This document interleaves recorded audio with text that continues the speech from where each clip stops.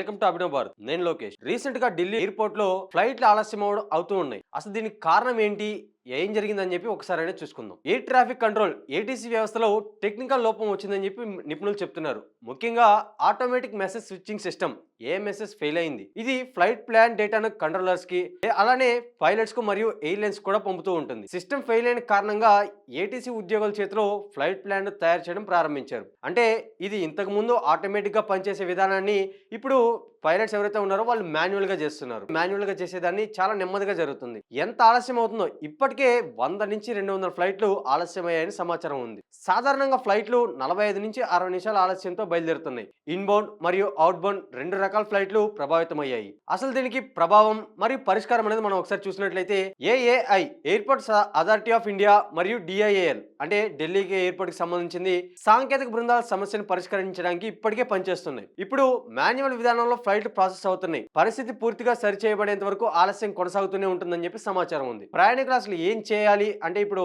Flight ఎక్కాల్సిన వాళ్ళు కానీ లేదంటే ఇంకా ఎవరైతే ఫ్లైట్ కోసం వెయిట్ చేస్తున్నారో వాళ్ళు అసలు తీసుకోవాల్సిన డెసిషన్ ఏంది అనేది మనం ఒకసారి చూసినట్లయితే, మీ ఫ్లైట్ స్టేటస్ ని ఎయిర్లైన్ వెబ్సైట్ లేదా యాప్ లో చెక్ చేయండి. విమానాశ్రయానికి సాధారణ కంటే ఎక్కువ సమయం ముందే వెళ్ళండి. ఎస్ఎంఎస్ లేదా ఈమెయిల్ అలర్ట్స్ ద్వారా తాజా సమాచారం అనేది అందుకోండి. సాంకేతిక లోపం ఎందుకు వస్తుంది, అలానే ATC system automatic switching system అనేది ఎందుకు ఫెయిల్ అయింది అనేది మనం ఒకసారి చూసినట్లయితే, ప్రతి విమానం ఎయిర్పోర్ట్ కి బయలుదేరే ముందు ఫ్లైట్ ప్లాన్ ను రిజిస్టర్ చేస్తుంది. అది ఏఎంఎస్ఎస్ ఆటోమేటిక్ మెసేజ్ స్విచ్చింగ్ సిస్టమ్ లో సేవ్ అయి ఉంటుంది. ఆ ఫ్లైట్ ప్లాన్ డేటాను ఏటీసీ కంట్రోలర్స్ కు, పైలట్స్ కు అలానే ఇతర ఎయిర్లైన్ సిస్టమ్లకు కూడా పంపుతూ ఉంటుంది.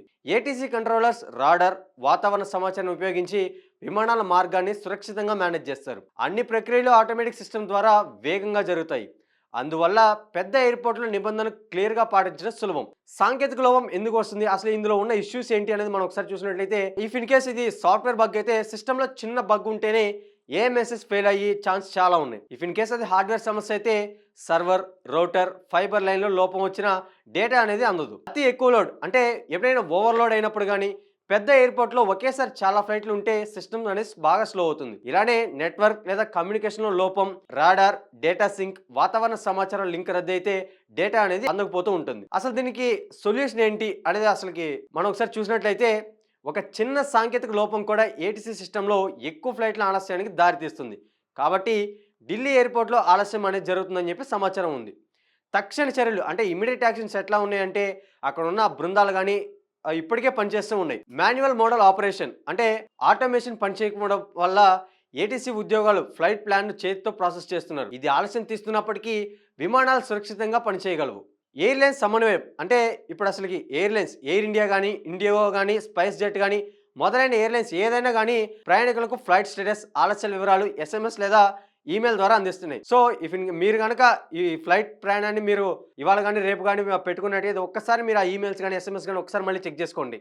ఎందుకంటే మీ ఫ్లైట్ ఎక్కడ ఆలస్యమైంది, లేదంటే ఇంకా ఎంతసేపట్లో ఇక్కడికి రీచ్ అరైవల్ అనేది అయ్యిద్ది, మళ్ళీ ఎంతసేపట్లో డిపార్చర్ అనేది అయ్యిద్ది, ఒక్కసారి మీరు స్టేటస్ అనేది చెక్ చేసుకొని బయలుదేరచ్చు. తదుపరి చర్యలు అంటే నెక్స్ట్ స్టెప్ అనేది ఏమున్నాయంటే, పూర్తి సాంకేతిక తనిఖీ అలానే సిస్టంలో సమస్య ఏ భాగంలో ఉందో తెలుసుకోవడానికి ఏఐఐ ఎయిర్పోర్ట్ అథారిటీస్ ఆఫ్ ఇండియా మరియు ప్రభుత్వ లోపాన్ని పరిశీలిస్తున్నారు. హార్డ్వేర్ లోపమా లేదా సాఫ్ట్వేర్ బగ్గా లేదా డేటా సమస్యల ఇంకా నెట్వర్క్ లోపమా బ్యాకప్ సిస్టమ్లు పరిశీలించడం, భవిష్యత్తులో ఇలాంటి సమస్యలు మళ్ళీ రాకుండా రిజర్వ్ సిస్టమ్లు సరిగ్గా ఉన్నాయో చూసుకుంటున్నారు. అలానే ప్రయాణికుల అప్డేట్లు ఎయిర్పోర్ట్ మరియు ఎయిర్లైన్స్ కంటే తరచూ సమాచారం అందిస్తూ ప్రయాణికులు సమయానికి డెసిషన్ తీసుకోవచ్చు. ఇఫ్ ఇన్ కేస్ మీరు కనుక యాప్లో కానీ ఆ వెబ్సైట్లో కానీ మీరు తాజా సమాచారం అని పొందితే. అసలు ప్రయాణికులకి మేము చెప్పే సూచనలు ఏమిటంటే, ఫ్లైట్ స్టేటస్ ను లేదా వెబ్సైట్ లేదా యాప్ లో చెక్ చేసుకోవడం అది మొదటిదైతే, విమానాశ్రయానికి సాధారణ కంటే ఎక్కువ సమయం ముందే చేరడం అది రెండోది, ఇంకా ఎస్ఎంఎస్ లేదా ఈమెయిల్ ద్వారా తాజా సమాచారం తెలుసుకోవడం. అలానే ఏఐఐ, డిఐఏఎల్ మరియు ప్రభుత్వం టెక్నికల్ బృందాలను ఉపయోగించి సిస్టమ్ త్వరగా రీస్టార్ట్ చేస్తున్నారు.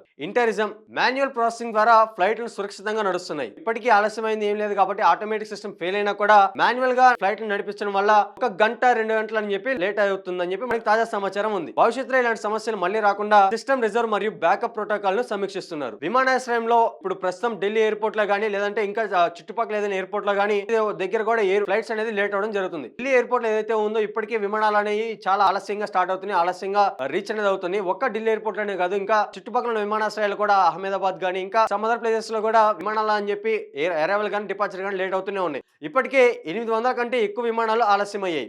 ఇందులో కనీసం 20 విమానాలు కూడా రద్దు చేయబడ్డాయి. సో మిగిలిన విమానాలు ఏంటంటే 50 నిమిషాలు రావడానికి లేట్ అయితే ఇంకొక గంట సేపు ఇక్కడ నుంచి స్టార్ట్ అవ్వడానికి లేట్ అవుతుంది. సో ప్రయాణికులకి మేము చెప్పేది ఏంటంటే, ఈ 2 రోజుల్లో తాజాగా ఎవరైతే ప్రయాణికులు ప్లాన్ చేసుకొని ఉన్నారో విమానంలో ప్రయాణించడానికి, ఈ ఆటోమేటిక్ స్విచ్చింగ్ సిస్టమ్ అనేది ఫెయిల్ అవ్వడం వల్ల సో మాన్యువల్ ప్రాసెసింగ్ జరుగుతుంది. సో ఈ మాన్యువల్ ప్రాసెసింగ్ అనేది కొంచెం లేట్ అవుతుంది కాబట్టి, మీ అప్డేట్ మీ ఫ్లైట్ స్టేటస్‌ను మీరు ఖచ్చితంగా వెబ్‌సైట్‌లో గాని లేదంటే యాప్‌లో చెక్ చేసుకొని, అలానే ఫ్లైట్‌కి మీరు తరచుగా ఎళ్ళే 2 గంటల ముందు కంటే ఫ్లైట్ స్టేటస్‌ని చెక్ చేసుకొని, ఆ ఫ్లైట్ ఎక్కడుంది, ఇంకా ఎంత ఆలస్యం అవుతుందని చెప్పి ఒకసారి మీరు చెక్ చేసుకొని పోతే మీకు టైం అనేది సేవ్ అవుతుంది. మీరు ఆన్ టైమ్‌కి అక్కడ ఉంటారు. అట్లనే మధ్యలో లేట్ అని చెప్పి అంటే ఎక్కడ ల్యాగ్ అని చెప్పి అనేది లేకుండా ఆన్ టైమ్‌కి మీరు ఎయిర్‌పోర్ట్‌కి వెళ్ళిపోవచ్చు.